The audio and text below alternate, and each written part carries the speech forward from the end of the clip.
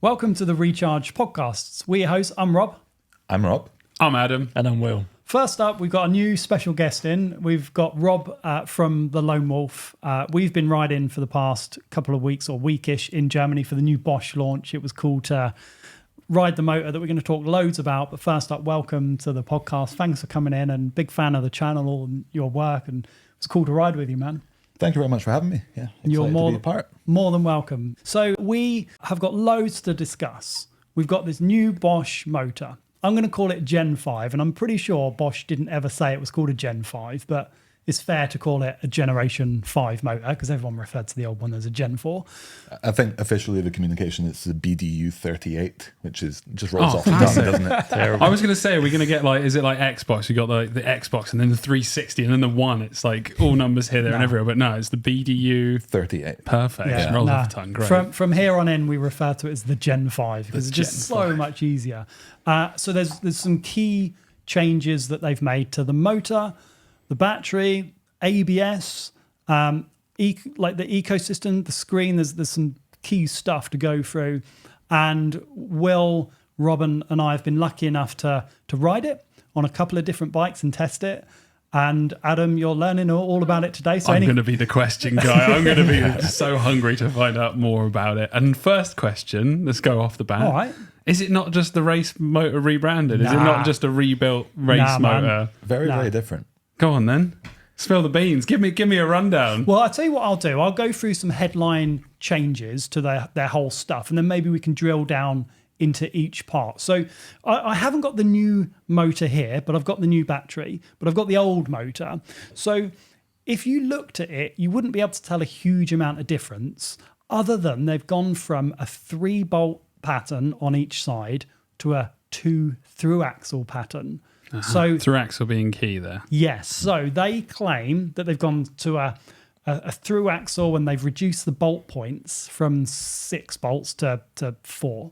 But they say it's easier to, my recollection here is, Rob, they were saying it's easier to mount it in frames. There's more space for suspension design, kinematics. There's less consideration that engineers need to make for bolt spacing and all that kind of stuff. And it's a bolt at the top of the back of the motor and the front, right? It's not, there's no middle higher top position, which again bodes from what you say, where you've got a bolt in the middle and that's on like the bottom of your seat tube and all your cables are going there. It can make for a really awkward kind of configuration. There's always going to be limits to what can go on top because of that bolt that goes through. So I think it makes sense.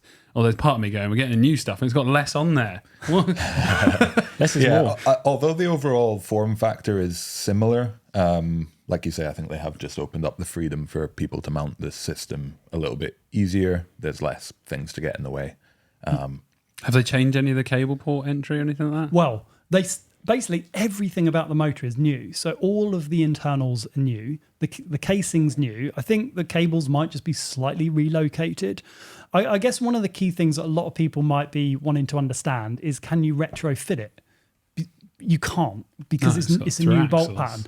And, you know, that's a small part to the overall motor, but maybe a big thing for a lot of people that you can't retrofit this. Because some of the things that I really noticed are how quiet this motor now is. So this is the old generation, and they've been renowned for pretty much like having a clattering sound, right, over roots. The Bosch rattle. The Bosch rattle. Yeah. But it was never that big of an issue. I mean, I'm sure there'll be a clip coming up. But I think it was. Okay, no. Shoot me down. Like, go on, Will. What do you mean? Well, I remember going from riding the Pinion when we were in Finale to then riding your Crestline with the Gen 4.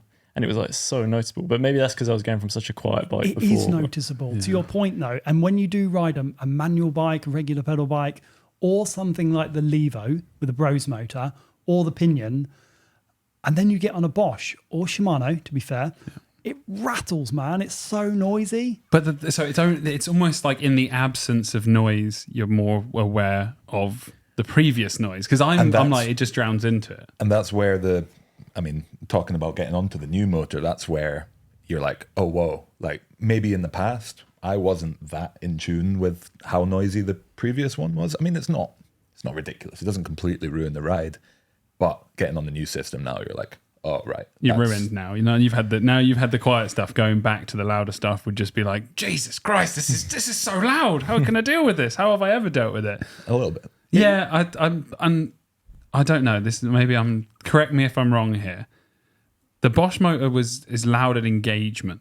It wasn't necessarily loud in freewheeling as much. Or No, it was. It was loud It's the because I know clatter. the EP801 and the EP8s have that kind of that trail clatter, which was only really apparent when you weren't cranking. Yeah. Whilst the Bosch, it felt a bit more like a metal on metal, like boom, it's mechanical, it's working, but it didn't feel as noticeable in isolation of trail or not trail. It was kind of the same noise throughout the ride. Put it this way, when you ride this new Bosch motor, you will not want to go back to the old one because you'll notice how smooth and quiet it is. So we went to France and we rode, I can't even remember the area, on Focus's new Jam Squared, which is out now. And that bike, in my opinion, is so quiet. Had the new Schwalbe radial tyres, which I think damped everything down as well a little bit more, but there is no rattle or noise or anything that puts you off going down. You're not thinking, God, this sounds, it's just a non-issue, isn't it? I don't know about you, Rob. Yeah, it had, just so little noise, like to the point. It also had a quiet hub, and when you're just freewheeling down the trail, you just hear like tires on dirt, and it is just. What does it have? Like an beautiful Onyx hub?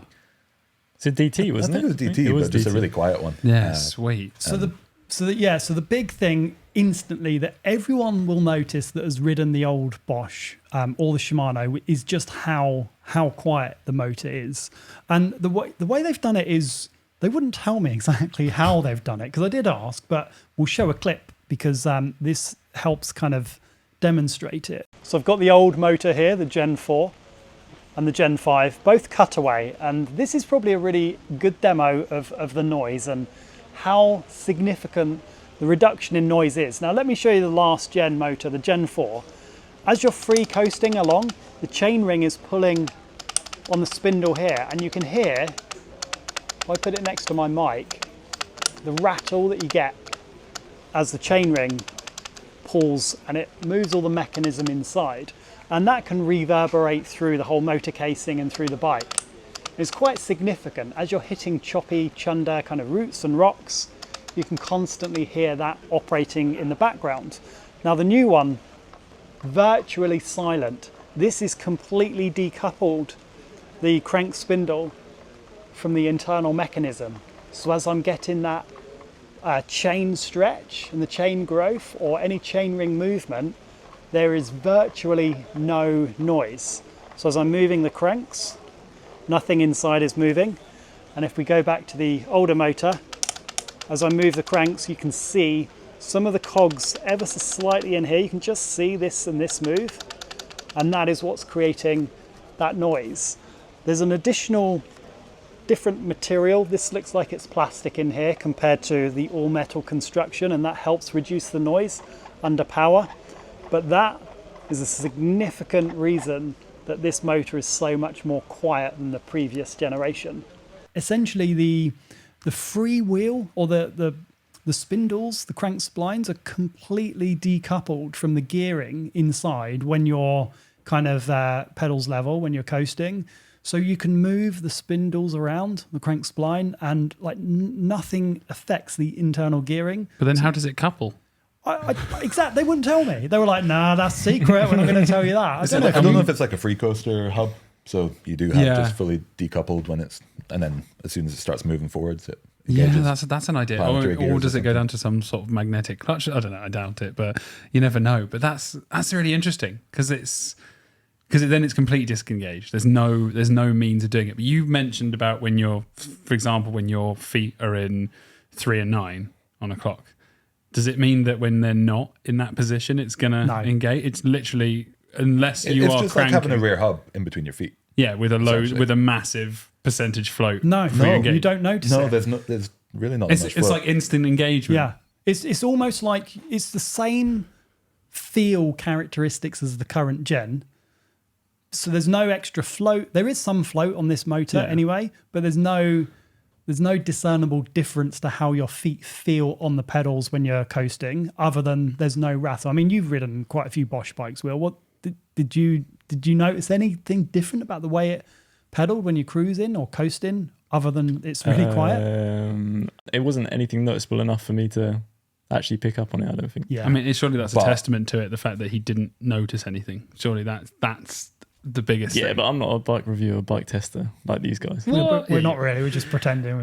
I'm faking until we make it. No, this guy's a shredder. I've seen him. He pulls some Respect, shapes. man. I was like, I wish I could ride like you. That's what I said to him. I was trying to follow him, and he's like so quick and stylish. But the motor is, I think, significantly better in the way that it sounds. But there's more. Also on the way up the hill too, though, right? Yeah, the frequency's slightly different. So inside they're using, I think one of the gears has changed to nylon, hasn't it? Inside.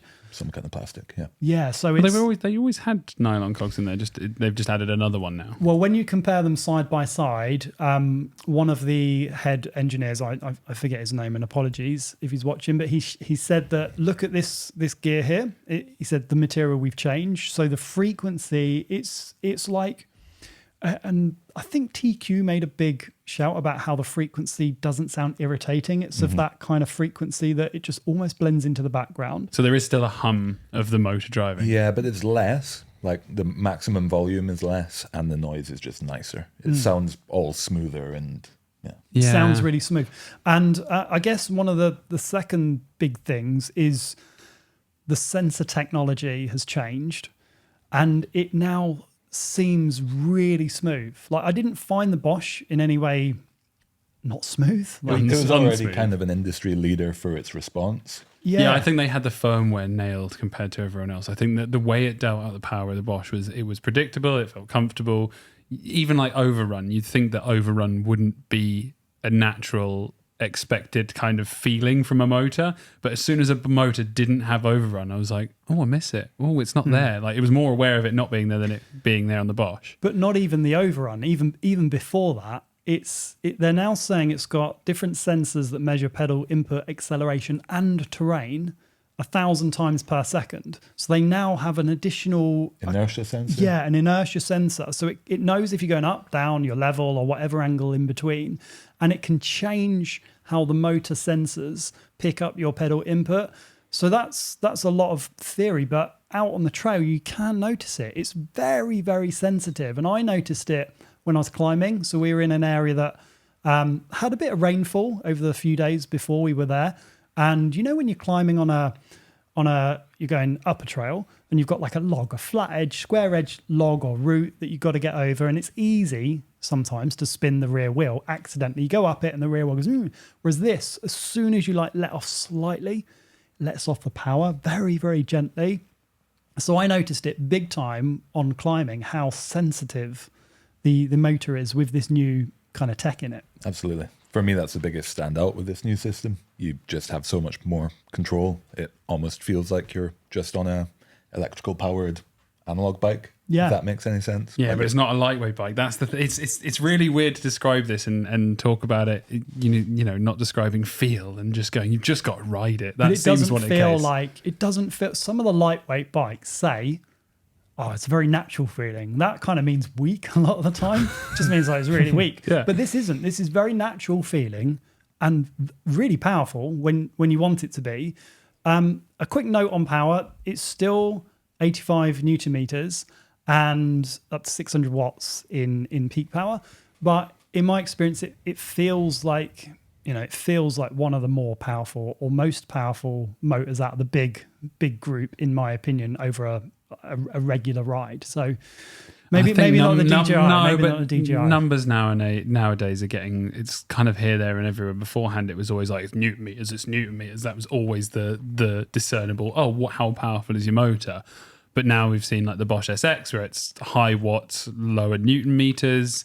I mean, you got the DJI, and it's like, as far as I was aware, yeah, exactly, high everything. And it's like, I always thought what I was described as Newton meter, like physical torque requires volume and space for gears and, being able to scale things up. But then the DJI just kind of went, nope, we're doing it completely differently. And suddenly you've got loads of power. So feels quite different to ride to the DJI. Yeah, actually, and this is where Newton meters, and we do need to do a group test between these motors, because the DJI, even though it's 120 Newton meters, which is like, it's so ferociously powerful, I think the Bosch down low feels weirdly more powerful on those very small, when you're doing like a little techie climb. I think the Bosch feels a little bit more sensitive, and you can control the output of the power more.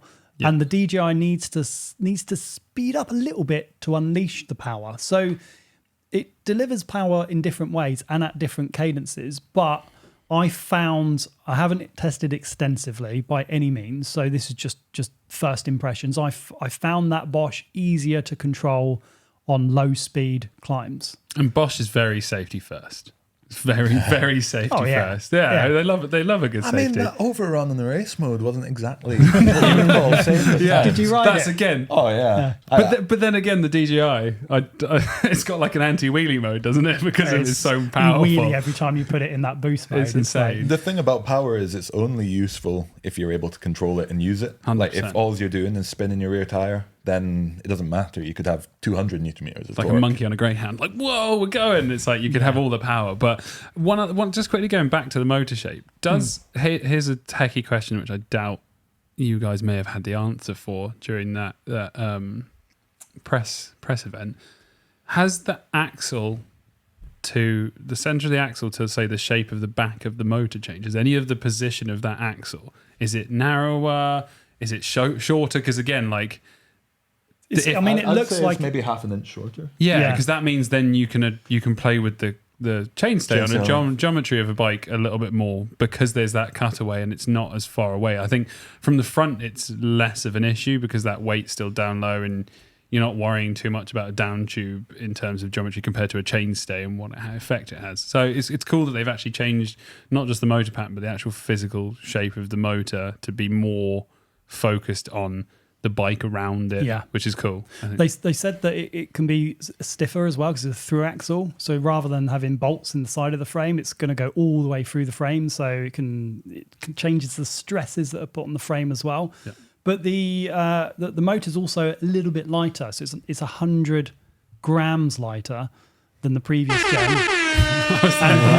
And Bosch say it features durable magnesium housing with corrosion resistant coating. So 100 grams. I mean, we'll take 100 grams when we get it, right? Does that corrosive casing come with some sort of IP rating? I don't know, actually. I would imagine so. Yeah. I think the motor is IP rated. I've had good experience with motors, with Bosch motors going through kind of river crossings and stuff. They've generally not conked out too much. We saw it in the lab, didn't we? Getting sprayed with all the pressure washers from all different angles, like 100 different angles. So the super secret lab, I think we were lucky and we were the only people they've ever allowed in the lab as far as I know. Anyway, so the lab is super high tech. They got all the battery. We'll come on to the battery, the bigger batteries in a minute, but they got an amazing battery facility that tests pretty much everything. But the motor facility we went into, they've got all the different tests you can think of, stress tests, but the one that Will's talking about, they had mud, right? In a big funnel going into the crank. The crank's going round and it's going into the crank spline.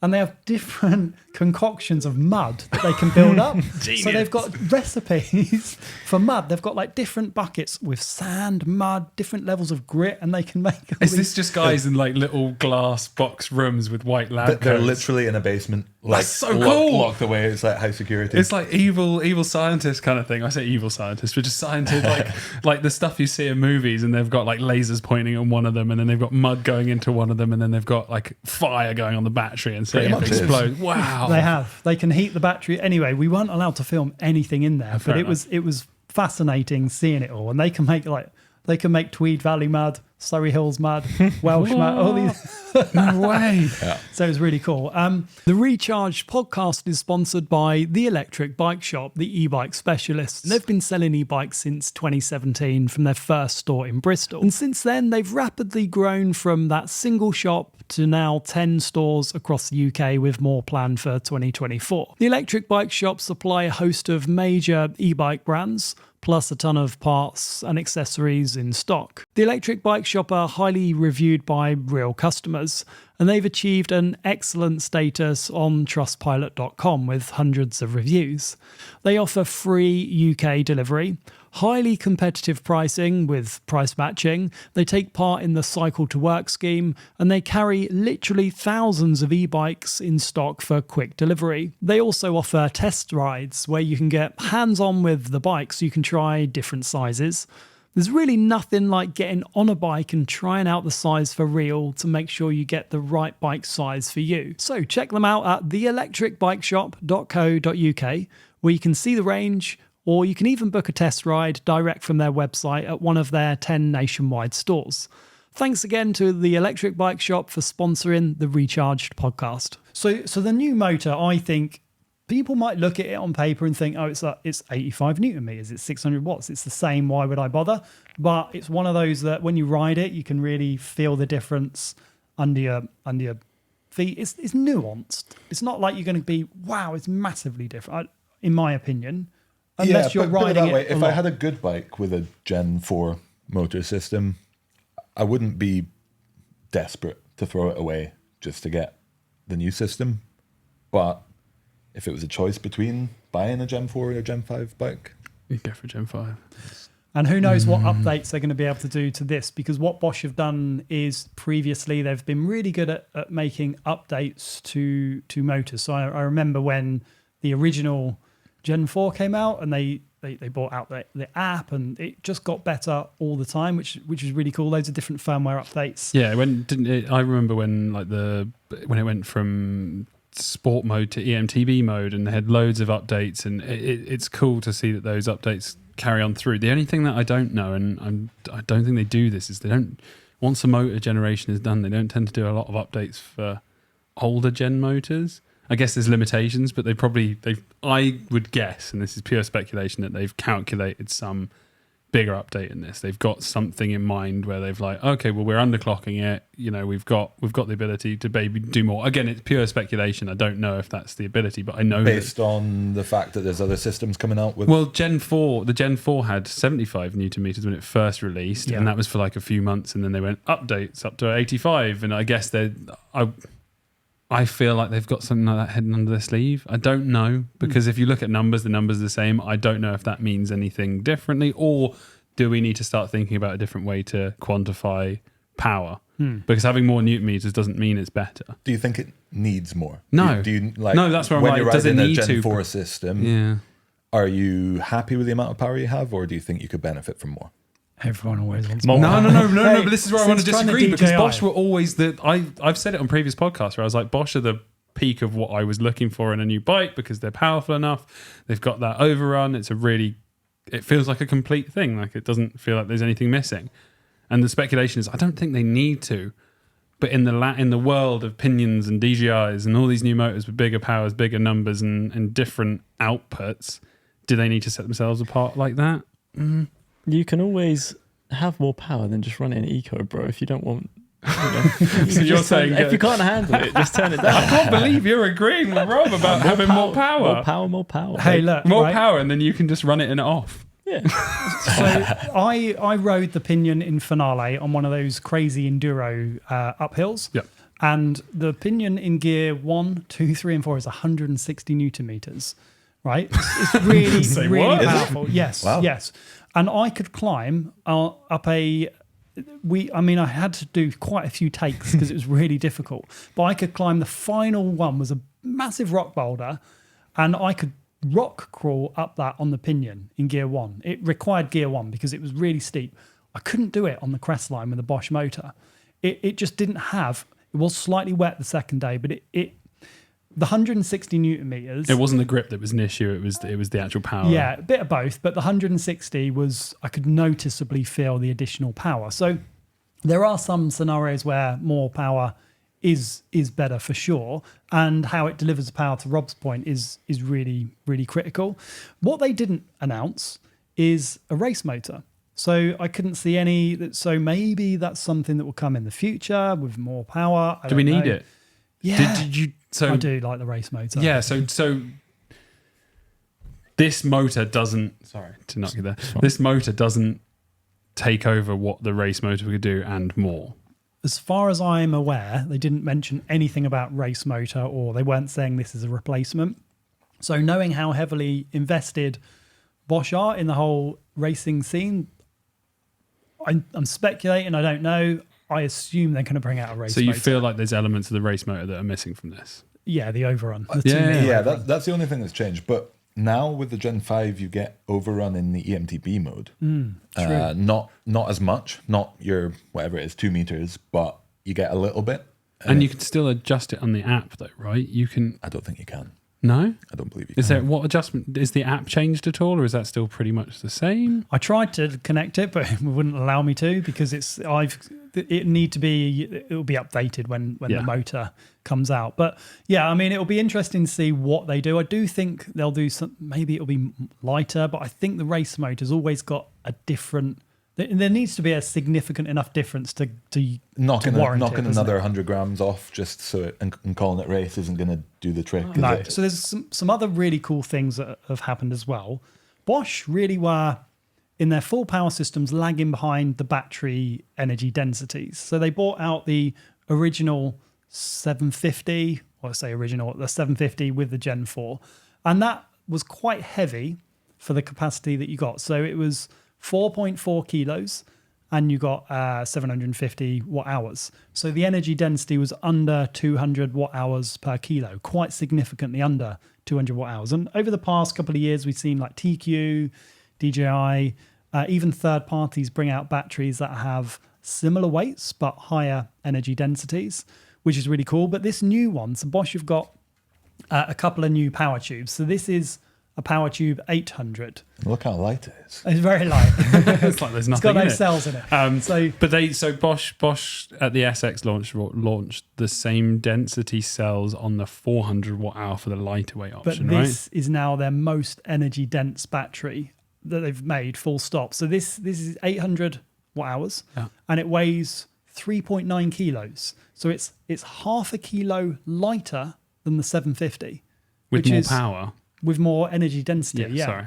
So 800 watt hour. Rob, if I just pass that to you, and then I've got the older 750. So this one It's much heavier. is In reality. it's half. In reality, it's half a kilo heavier. Oh, half a kilo heavier, but only 750. Yeah, so it's an actually- 800, which is a little bit more, but it's half a kilo lighter. So that is significantly different, and the shape is quite a bit different as well. Yeah, this guy does have a slightly overall wider form factor, but shaving off 2 inches from the length of it means you're going to be able to get that closer to the motor, get more of the weight lower, more centrally in the bike. And that's the 800. Is there another option? 600. So there's a 600. And how does the 600 differ in shape from that? Does it physically just shorter? Is it narrower? Same length, but it's narrower. It has more of the shape of the old 750. Which I guess is better in terms of mounting because you're always going to get the weight lower regardless of whether it's longer or it's always going to be the same length. So that weight lowered. And it means you don't need to swap any parts to go from a 6 to an 800. So any bike in theory that is compatible with an 800 will be compatible with a 600, but maybe In not the other way theory, not. around. Yeah.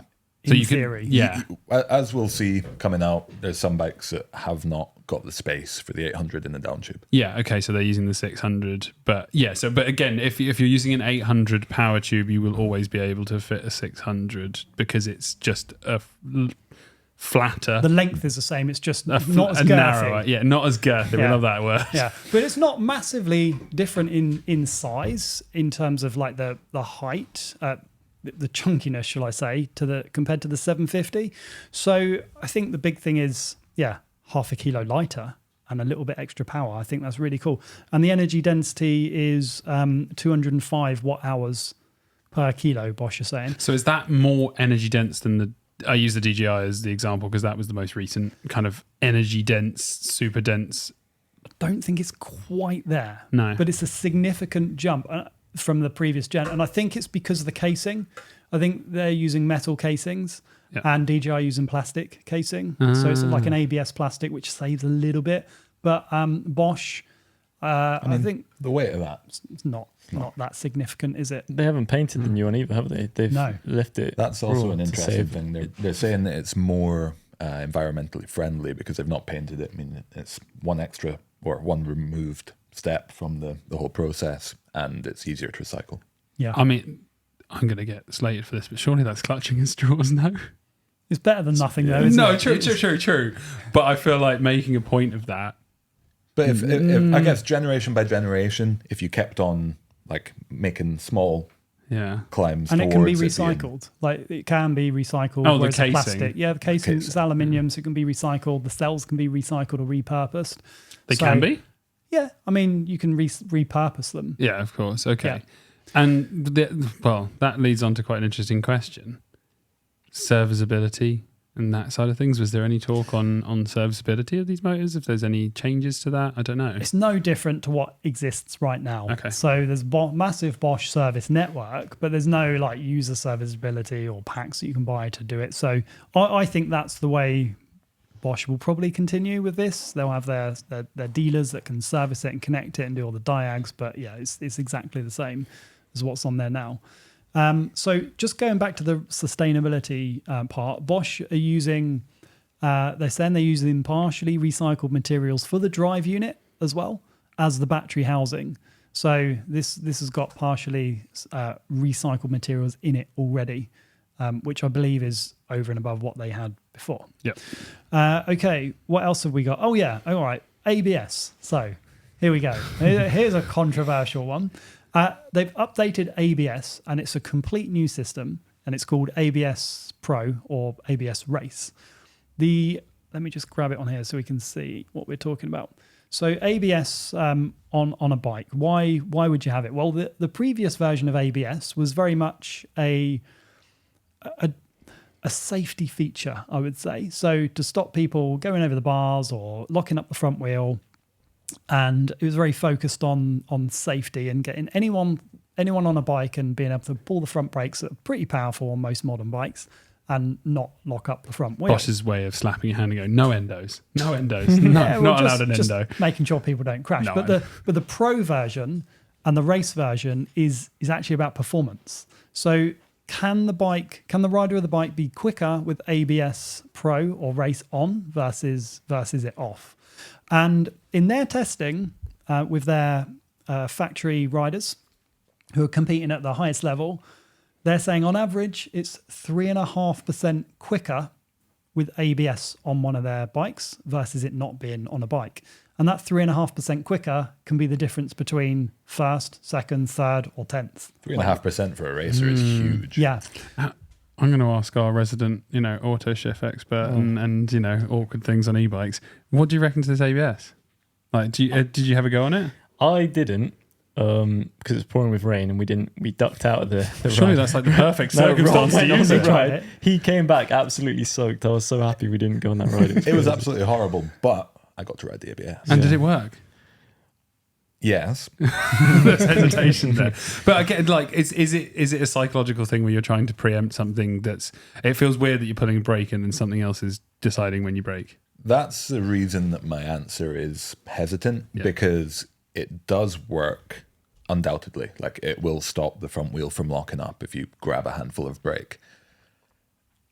My issue is that I've had a lot of time riding mountain bikes with powerful brakes. And locking up the front wheel. And not often locking up the front wheel. Fairly comfortable at modulating a powerful brake these days. So with that in mind, also getting onto the bike that had the ABS fitted to it, I wasn't able to get my brain to fully switch off and fully pull the brake. Because it's like you're feathering it as you would normally. I'm already feathering it. Yeah. So I had a ride where I was actively trying to get it to activate as much as possible, and it activated 7 times. You get that little readout on the screen telling you how many activations. Klaus, in his presentation, CEO of Bosch, was saying that over like a stage race that he did, he ended up having like 200 activations out of 2,000 times pulling the brake. Jeez. So clearly he's a lot better than I am at switching off his brain and just grabbing a huge amount of brake. Well, you okay? You're right. You okay? Water went down the wrong way. Oh no. Oh man. Sorry. Did you go up your nose? It went everywhere. That's crazy. Yeah, and I guess I always liken it to flight attendant because it's that weird out of out of this world. Like it's something that's not necessary as such because we've been riding for however long without having it. It's not revolutionized things, but it was that feeling of don't think about it and it will do it for you. And I think that's just a time thing. Where do you guys sit on that? Are you happy handing over a little bit of the control for the ride to a machine? I am. I think what he said at the press thing was pretty interesting. He said we're kind of at ABS now where we were with e-bikes 7 or 8 years ago. People thought that's coming from the guy who's selling you ABS, of course. But, like, I'm joking. Hear me out. So ABS now is seen as a rider aid that you don't need because you want the feel of the brakes. You want to feel the kind of edge of grip and stuff. And he kind of positioned it as being similar to where e-bikes were. You won't ride e-bikes unless you really need to. If I'm at the point where I can't ride a regular bike, I'll get an e-bike. And he drew parallels to that, which I thought was quite interesting. Now, I rode not this version of ABS, but the trail version of ABS in Verbier, and it was really dry and dusty and had lots of blown out corners. And I rode it for like nearly 2 full days. And after, it was lovely weather, no rain, but it was quite, when you get a dry dust, it's like super loose corner, you can lose traction quite easily. But by the end of the kind of second day, I got so used to giving 100% of brakes, like absolutely pulling it as hard as you can, just like before almost every corner and trusting it. And when I rode a regular bike the next day, I crashed because I did the same and my brain hadn't adapted to not having ABS. So it was a really, really interesting experience riding it. So I do think with this new one, if they start using it in racing and they have clear advantages to using it, it would almost be the norm.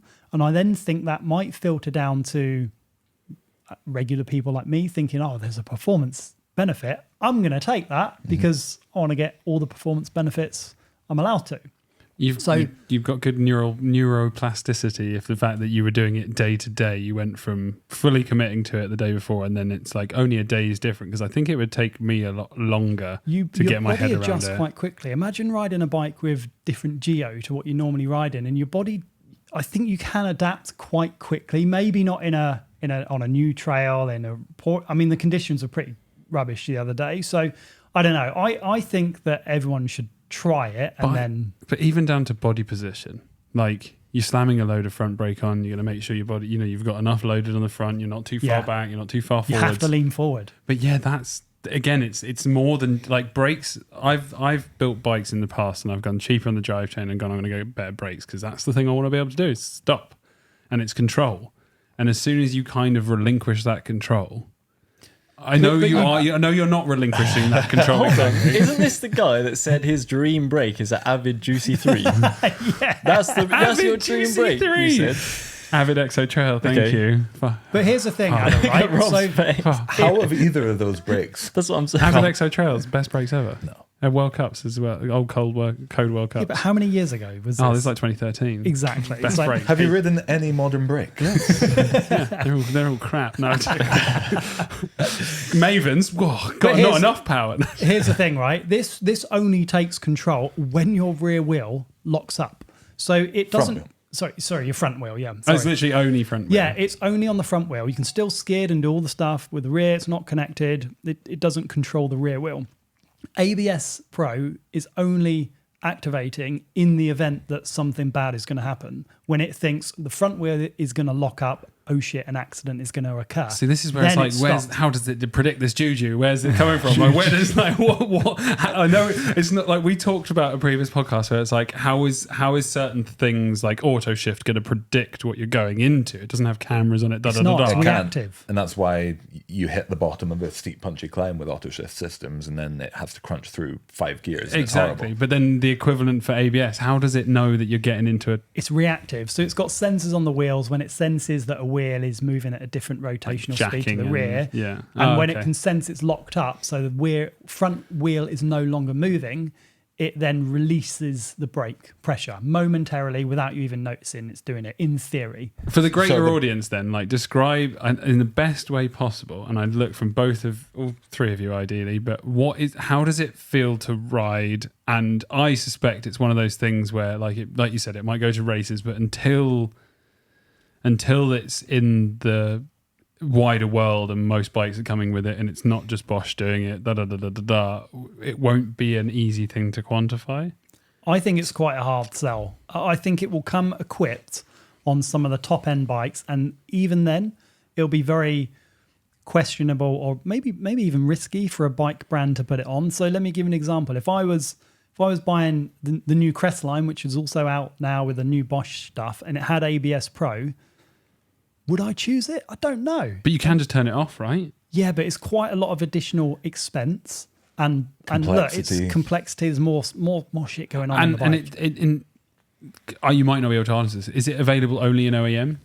I think so, yeah. For sure. Okay, so the answer is, like, in terms of you get it that comes with the bike. You're not just going to rip it off. You're just going to turn it off. So the additional cost is you're not buying. People aren't necessarily buying a bike for ABS. They might be. Corrected. I think it'll just come on the top end. It'll come on the top end one, and then someone just goes, "I'll turn it off," rather than taking it out. Yeah, I think you can turn it off. I think people won't. Yeah, you're as convinced in it. So for the new system has Trail Pro and Race modes within it. Trail Pro is a little bit more active. It'll stop you endoing a little bit. It'll stop the back wheel lifting a little bit. It's more, it's going to interact a little bit more. Yeah. The race mode will still allow you to do pretty much everything you would normally do. It's only limiting the amount of slip that the wheel can do when you first grab on the brake. So it'll... Oh, so it's like it wings it down. It tapers down. Yeah, so the bit that's going to happen before you can react, it'll remove that. And then if you keep the brake pressed, it'll allow it to lock up. Yeah, cool. And it'll allow that's the rear wheel to extend. Yeah, that's a really clear description, and I think that makes a lot more sense because it's trying to get my head around it. It's trying to go and where, like, you're putting in a race circumstance. Well, what about all those EDRE riders who want to do like endo turns around a tight? The race mode, especially of the new system, will let you do that. And I guess essentially the race version is the most pure form of braking, but still should not allow you to lock up the front wheel in those "oh shit" moments. I'm going to crash. It still felt like a Magura MT7 brake, which is very different to the original system, which I think changed. Well, it wasn't a Magura MT7 brake, but it also changed the feeling of the brake, because especially if you grabbed it, you got it to activate, it'd keep on activating and letting that front wheel slip until you got traction again or you let off the brake.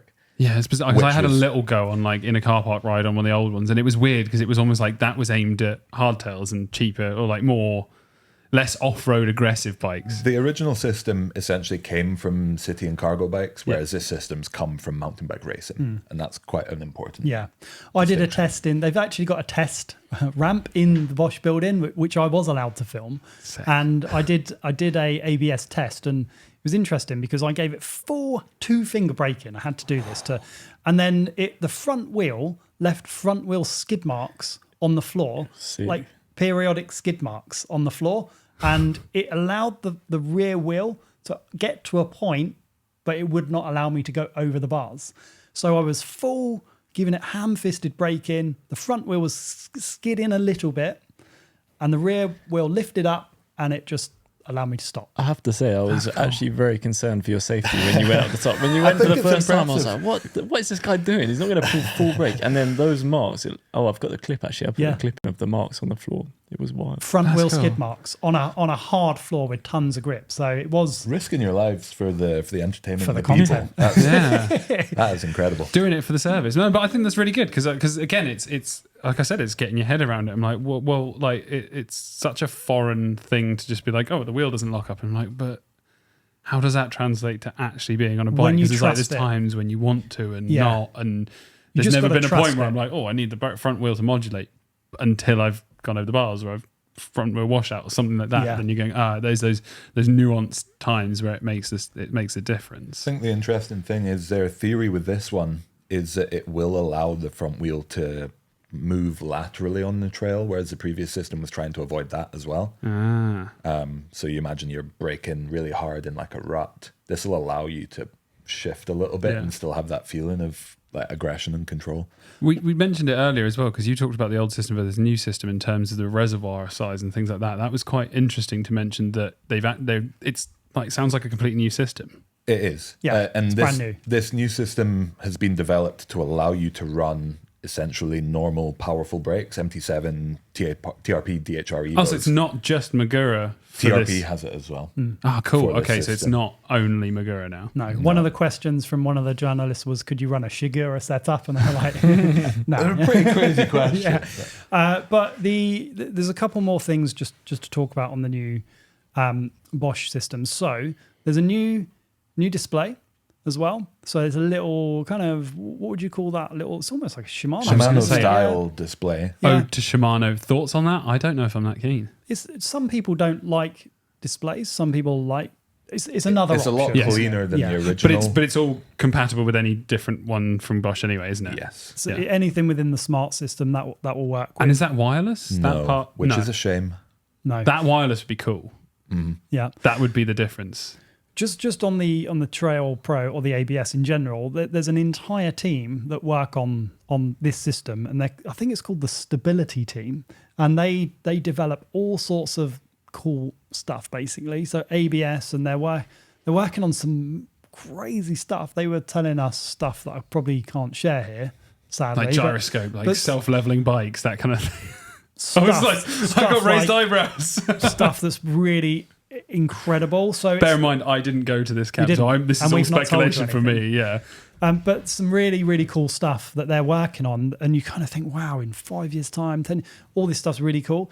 And they're doing e-shift, automatic shifting with TRP, wasn't it? So Yeah, and Shimano. and Shimano. Yeah, so they're actually able to do auto shift now No with way. TRP and Shimano. So Shimano is only available on Gen 5, right?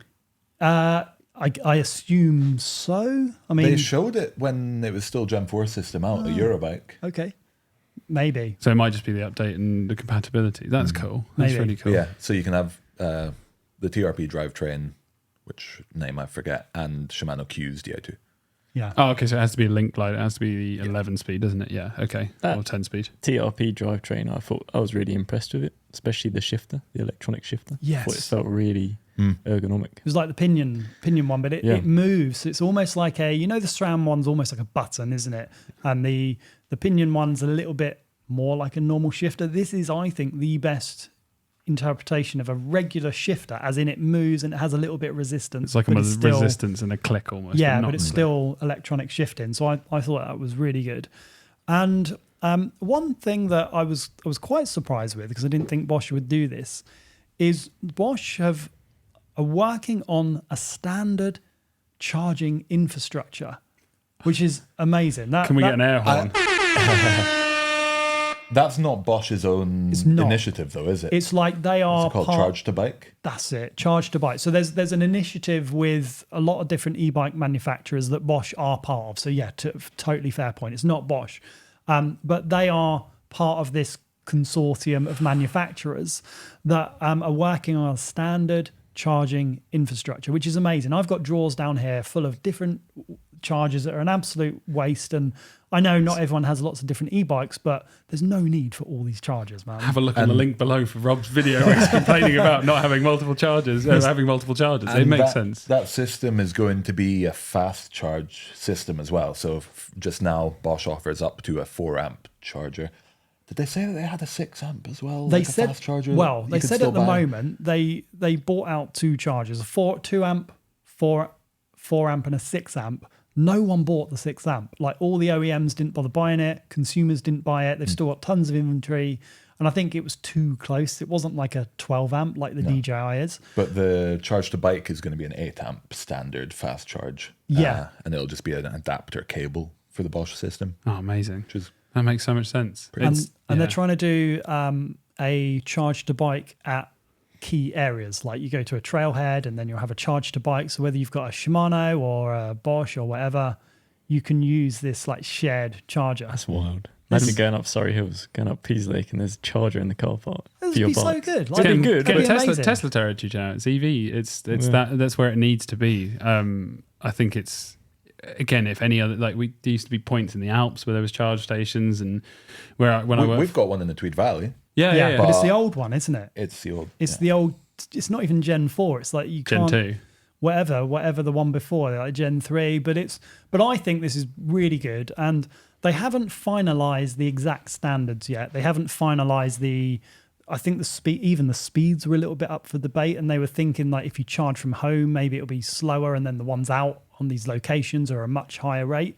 But I thought it was really positive, really good to see. So that should be happening, and they're trying to get as many manufacturers and OEMs on board as possible. So it'd be great to see. Is there an ETA for this? Nah, they kind of said, oh, hold on. So Bosch is saying Bosch aims for standardized charging and infrastructure within 5 years. Okay. So it's not in the immediate future, but 5 years is it's still It's coming. It's coming, yeah. And Loam, Rob, you hinted at the way that it works is just a different adapter cable for the charge, like for the ampage, so for the current. Does that mean then it's like a standardized box with like a kettle lead kind of thing, and then you just have the different ends for the different brands, right? You just That's have the my different... understanding. Okay, so it's not like all brands are going to be changing their charge port entry. It's just the cable that goes to. It still makes so much sense. Which is a good first step, but ultimately I think it should be going towards not USB-C necessarily, but that kind of standard in the future. Yeah. Klaus did actually say you could do it with USB-C. Like the new standards of USB-C is like PD 200 or something. So it's like it's not maybe as quick as a 12 amp charger, but if you're charging at home, most people are okay with overnight charging. Like most customers tend to just charge overnight, and then when you go out, it could. So there's lots of different options that are kind of up for debate, and even PD USB-C is technically a possibility. Yeah, I mean, it would make sense, wouldn't it? It does make a lot of sense, and I think obviously the whole Apple thing where they went from their own system down to the USB-C. I mean, thank you for the EU for that, I guess. But it's interesting because I think that when you mentioned about the fast charging system, it's like there's no other option if they want to be doing this and it wants to take over. There's no other option for them other than to be the fastest charging system, because as soon as a brand comes out with the fastest charging system, it kind of defeats the purpose, doesn't it? I feel like that's very much dependent on who the consumer is, because for me, typically not going to be getting to the middle of the day and charging a bike. It'd be I will fully charge it overnight, which can be, it could be a 2 amp charger, get it in the morning 8 hours later, and then take it out for a ride and fully burn the battery. And but you won't. You'd need more than a full charge to smash out Tweed Valley laps all Just have a day spare long. battery or a range extender. I can't ride from sunrise to sunset every day. Like, I thought different. Or you just have a spare second battery. No, I so- love that that's what you think of me. No, I spare trailed second mountain battery. bike God. A spare second battery or a range extender. So you can have with an 800 and a range extender, that's 1,050 watt hours, which is quite a lot. Bosch are also doing dual battery adapters. Now, I think this is more for like cargo and trekking, but you can stack two 800 watt hour batteries to have a 1.6 kilowatt hours of battery. So I don't know. I think it's a very solid update from Bosch. There's nothing there that's like, there's no big headline figure. Like DJI came out with 120 newton meters, 1,000 watts. But I think when you put everything together, it's a very, very solid update, and there's some really cool stuff that people will really like. Weight savings, quieter, more refined, more options with displays. ABS as an option if you want to try it in the future. But I think it's cool that they're continuing to innovate here. And all of these innovations just make it better for everybody, because other brands have to innovate as well. So ultimately, the consumer has a richer choice and a richer experience out on the trails. It's really nice to see that they are being more compatible with other brands, though, like the Shimano thing. It's great to see. And I had a quick question on in terms of battery tech mainly. Are the batteries backwards compatible?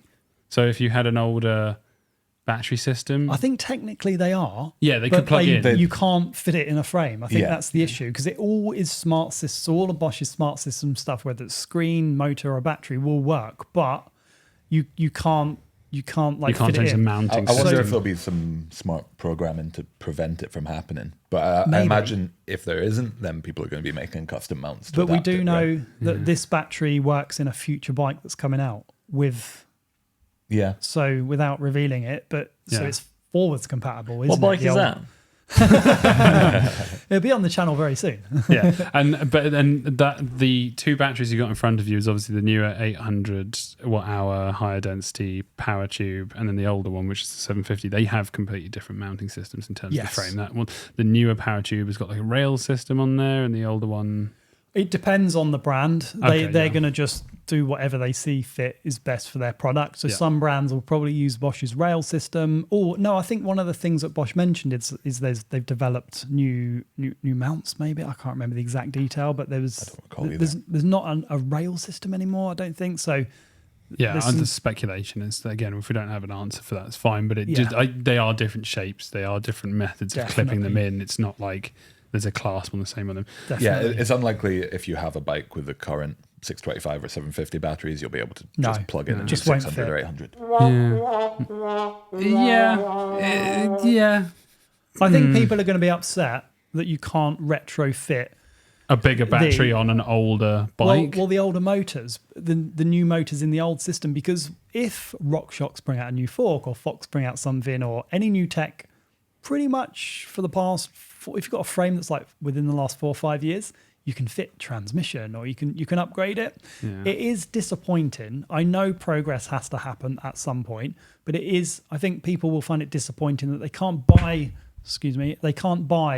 this cool new motor that has these new features and is quiet and install it on their current bike. That is, But I- also, if you do have a current Gen 4 bike, don't worry, just keep No, on this- going riding it. Still Like, a shredder. You'll Still a still 6.5. be able to keep up with people on Yes. this system. It's not like Yeah. the power has changed. It's improvements all around, but it's not complete revolution, I wouldn't say. no. And arguably, if there's some great 3D printers or some cool modding people out there, they might be able to change a clip mount for the battery so you can fit a new battery on an older model. Hey, Because there's it's a just- smaller battery, so in theory, it would always fit inside a bike with a. Should we zoom in on this pivot here? Because this is legit. Go on. This is what Bosch provided us. It looks like down here. Can I zoom in? Yeah. Yeah. Look, this looks different to me. That So there's looks still the two bolts for the motor pattern previously, and you can see the charging port hole at the bottom of the down tube just in front of there. Yeah. that is either a really bad Photoshop or they've crafted together some kind of mount to fit the new gen motor in that bike, or there's a new bike coming from Pivot with that motor on. With that So- crazy looking casing and some holes in the side Yeah, of it.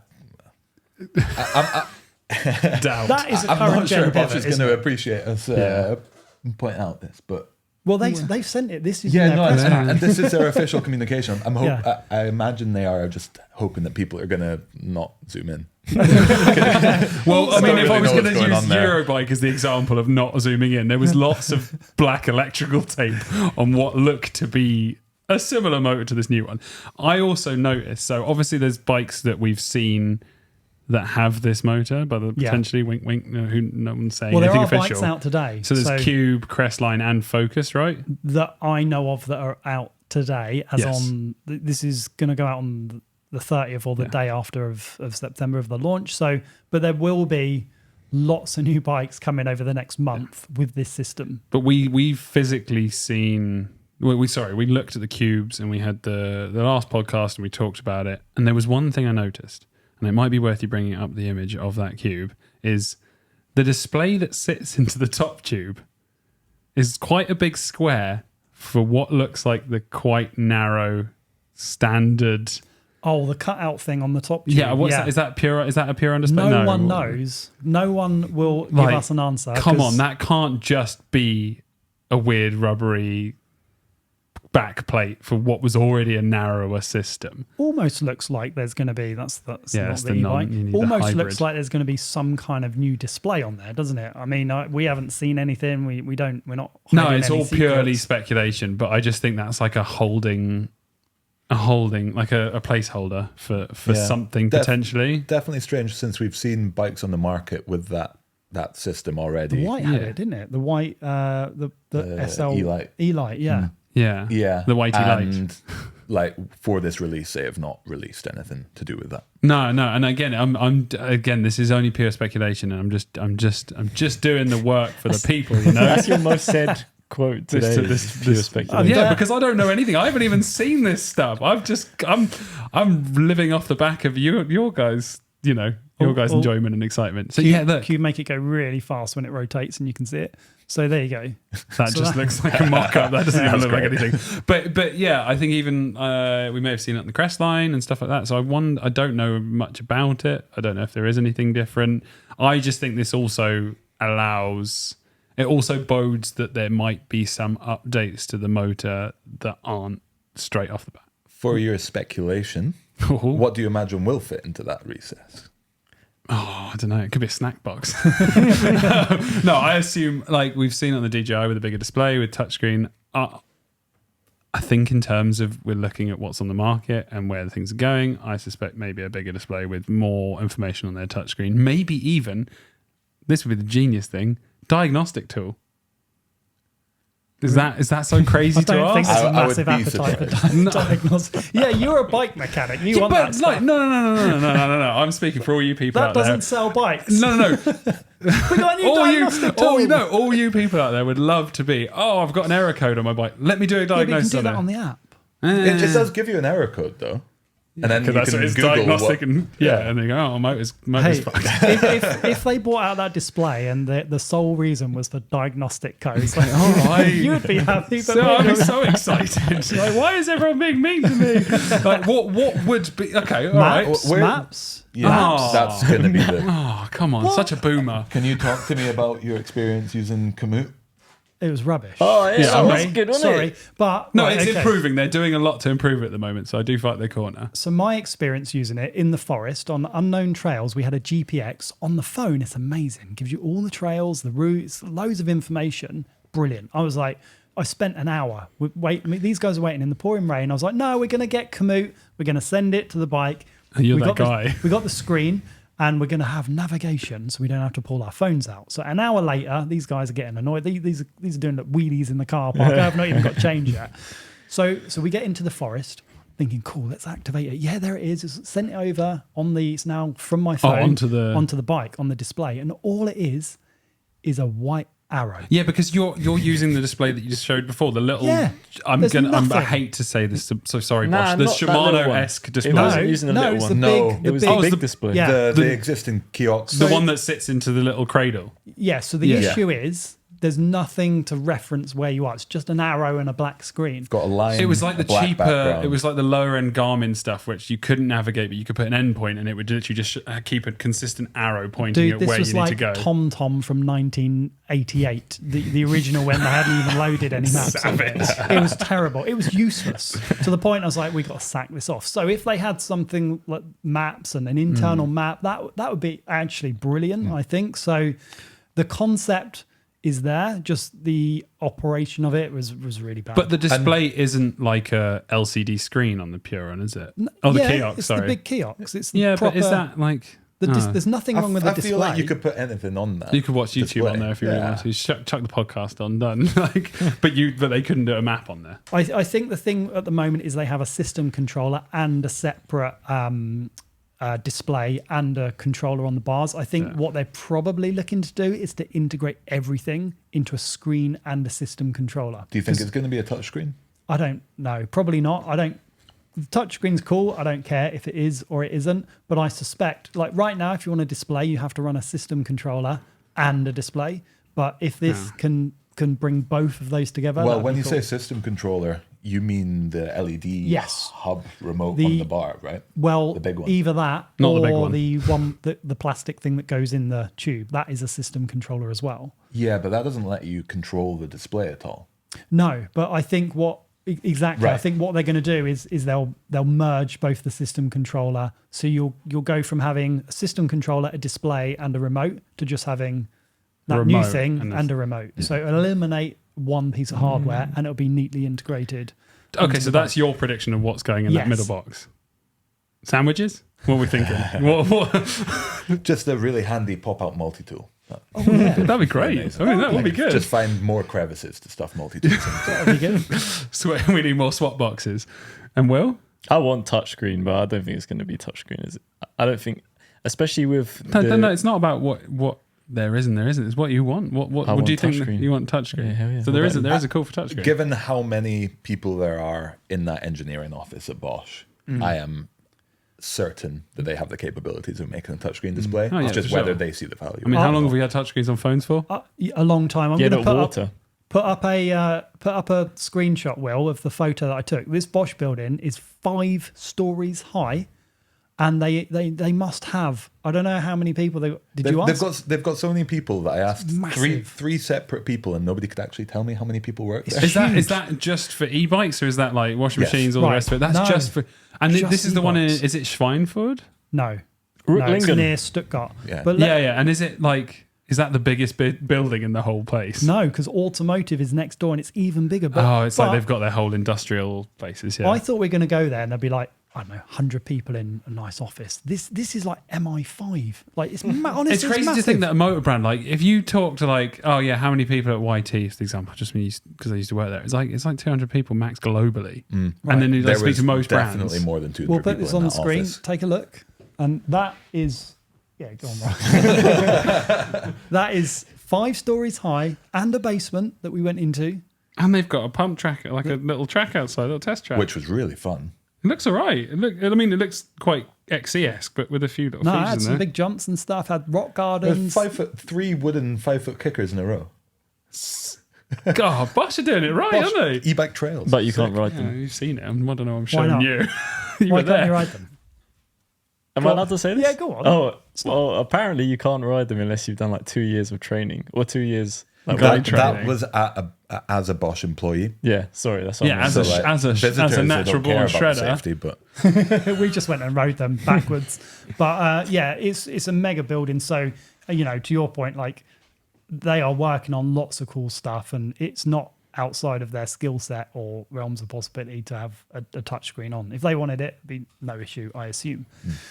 So There's cool. going to be compatibility with like Apple goggles or whatever they are, and you can just look at the screen and choose your. Not quite there yet. Let's get standardized charging first. Yeah, that's probably a better thing to aim for. All right, some cool stuff. We got loads of videos coming up with the new Bosch stuff, so check those out. Rob, massive thanks for coming in, man. Where can people find you and what you do? thelonemwolf.com, the Lone Wolf on YouTube. Check it out. Thank you very Amazing. much for having me. No worries, man. You're more than welcome. Cheers, guys.